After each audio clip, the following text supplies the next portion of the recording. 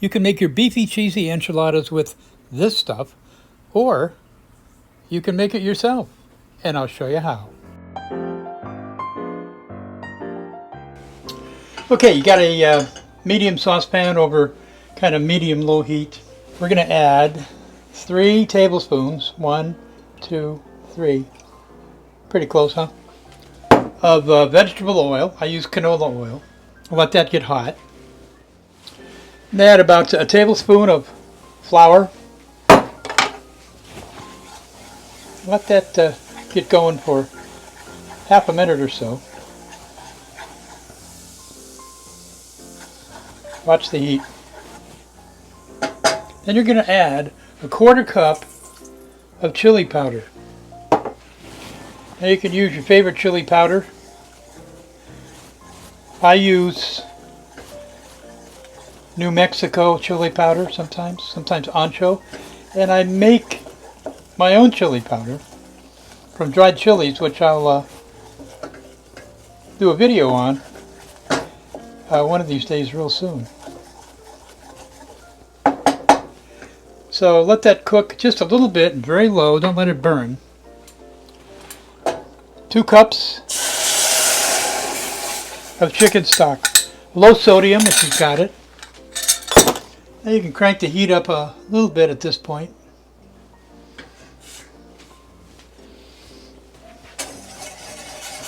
Take your whisk, start whisking. Now it's going to take a couple of minutes and it's going to come to a simmer and it's going to thicken. In the meantime, about a teaspoon of dried oregano, half a teaspoon of cumin, half a teaspoon, whoops, too much, half a teaspoon of garlic powder, and 6 ounces of tomato paste. That's 1 small can of tomato paste.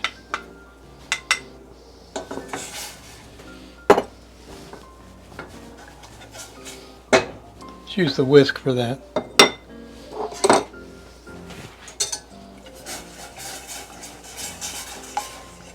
That smells good already. Now, one of the reasons I like to make my own is the stuff you buy in a store, like I mentioned, maybe Las Palmas. It's not bad. I've used it on and off for years. But it's a little too watery, number one. Number two, it's a little too spicy for some people, including my wife. And this version, the homemade version, is not super spicy. Now it's going to be kind of dark if you use ancho chilies like I did. If you use more of a redder chili powder, it's going to be more red like the sauce you see in the can. And let it cook. It comes to a simmer, we're going to turn the heat down. And let it cook, simmering on low for about 10 minutes. Get a couple of minutes.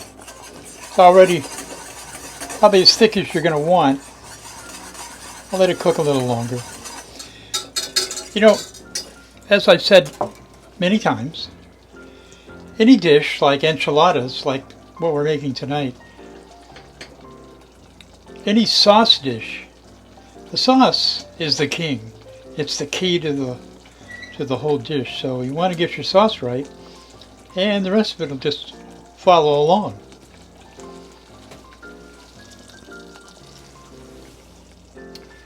Now, after your enchilada sauce has cooked about 5-10 minutes, keep the heat low. Turn off the heat and add a good 2 tablespoons of unsalted butter. Stir it in.